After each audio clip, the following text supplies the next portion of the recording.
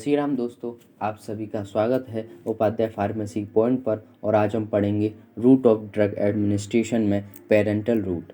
Root of administration other than oral route is called as parenteral route. Oral route के अलावा drug administration के सभी मार्ग को हम पेरेंटल रूट कहते हैं। Advantages: absorption rapid and quick, accurate doses of drug can be given, the drug entered into circulation in an active form। Drug enter होता है सर्कुलेशन में एक्टिव फॉर्म में। It is useful in case of emergency, it is useful in case of unconscious patient. The drug having bitter and nauseous taste can be given. इसमें कोई फ़र्क नहीं पड़ता कि ड्रग हमारा बिटर है या नोजियस है, क्योंकि यह डायरेक्ट ही इंजेक्ट कराया जाता है सर्कुलेशन में, वेन में, मसल्स में। तो यह हमारा एडवांटेजेस हैं पेरेंटल रूट के। अब हम पढ़ेंगे disadvantages of parental route. Self medication is not possible in injection. Self medication इसमें पॉसिबल नहीं होती है, इसमें रिक्वायर्ड होती है टेक्निकल पर्सन की। Pain at the site of injection और sometimes swelling. Sterile procedure is required for injection. It is a expensive route. Withdrawal of drug is not possible. इसमें withdrawal of drug is not possible है, क्योंकि यह direct ही inject कराया जाता है when में, muscles में, वह सर्कुलेशन में एंटर हो जाता है एक्टिव फॉर्म में। तो इसलिए यह इसका डिसएडवांटेजेस है, withdrawal of drug is not possible. Classification of parental route. Number 1, intradermal injection. The drug is injected the layer of skin. यह जो इंट्राडर्मल इंजेक्शन होता है, यह इंजेक्ट कराया जाता है लेयर ऑफ स्किन में। एग्जाम्पल के तौर पर BCG वैक्सीन जो ट्यूबरक्लोसिस में लगती है, इसकी फुल फॉर्म होती है BCG की bacillus Calmette Guerin. Subcutaneous injection second number पे है। Subcutaneous injection, non irritant substance alone can be injected by this route. The rate of absorption is slow and so effect is prolonged। जो drug जलन और दर्द पैदा न करें उसे हम सबकुटेनियस रूट से देते हैं। Example diclofenac injection. नंबर 3 पर है इंट्रामस्कुलर इंजेक्शन, IM बोलते हैं इसे हम। The drug is injected deep into muscles tissue. The rate of absorption is uniform and onset of action rapid. इसका ऑनसेट ऑफ एक्शन, दवाई का जो असर होता है वह रैपिड होता है, जल्दी होता है, और रेट ऑफ एब्जॉर्प्शन इसका यूनिफॉर्म है, समान है। नंबर 4 नंबर पे है हमारा इंट्रावीनस IV। इसकी जो बायो अवेलेबिलिटी होती है वो 100% होती है। A drug is directly injected into a when. Direct he inject कराया जाता है वेन में। इसके एडवांटेजेस हैं, ये drug can entered into circulation in an active form. जो ड्रग होता है वो सर्कुलेशन में एक्टिव फॉर्म में जाता है।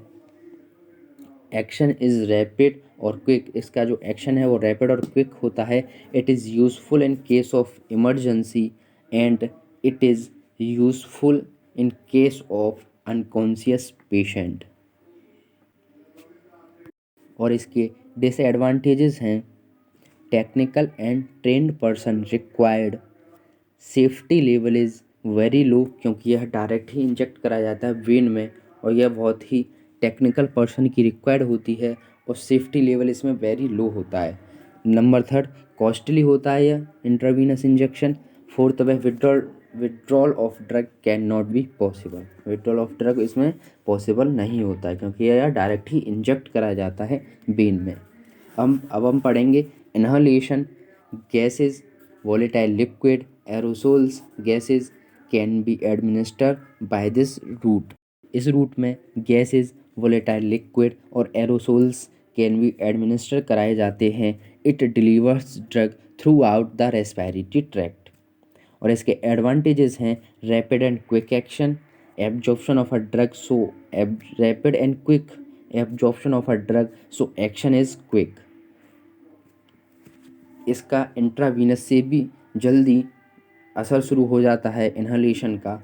Localisation of the effect in disease of respiratory tract like asthma, cough, bronchitis. इसका एक और एडवांटेज है, जो लोकलाइजेशन इफेक्ट होते हैं डिजीज़ों के, जैसे कफ, ब्रोंकाइटिस, अस्थमा, ये भी इन्हलेशन प्रोसेस से ठीक हो जाते हैं। Disadvantage, poor ability to regulate the dosages. इसमें क्या होता है कि ड्रग की मात्रा कम भी हो सकती है और ज़्यादा भी हो सकती है। Poor ability to regulate the dosages, local irritation of the respiratory tract and may increase its secretion, difficulty in the method of administration, इसके मेथड में डिफ़िकल्टी होती है। अब हम पढ़ेंगे transcutaneous route. It is further classified into iontophoresis. Iontophoresis में in this method a drug is driven deep into the skin by means galvanic current. Example के तौर पर सैलिसाइलिड्स। एंटोफोरेसिस में क्या होता है कि यह डीप लगता है, गहरा लगता है त्वचा में, स्किन में, by means of galvanic current. Anode iontophoresis is used for positive charge in drug and cathode antiphoresis is used for negative charge in drug. Force is applied and drug is driven deep into the tissue. Second number पे है transcutaneous root में इनक्शन। It is rubbing of drug on the skin, drug को मालिश करना skin पर ही, यही इसमें होता है इनक्शन में। थर्ड नंबर इसमें और भी है, the drug get absorb and produce its action. Example के तौर पर नाइट्रोग्लिसरीन ऑइंटमेंट है, तो ये यूज़ होता है एंजिना पेक्टोरिस में, हार्ट की डिजीज़ है, ब्लड का फ्लो कम हो जाता है एंजिना पेक्टोरिस में। थर्ड नंबर पे है jet injection. In this method does not require syringe, so this is painless. In this technique we use a gun-like instrument with a microfine orifice. The drug solution is projected as high-velocity jet. The drug solution is passed through superficial layer of skin and deposited in the subcutaneous tissue. This method is useful for mass inoculation. Skin के अंदर drug को जमा करना मास इन ऑनक्यूलेशन कहलाता है। Jet injection में क्या होता है, in this method does not require syringe, इसमें सिरेंज की रिक्वायर नहीं होती है, इसलिए ये सो दिस इज पेनलेस।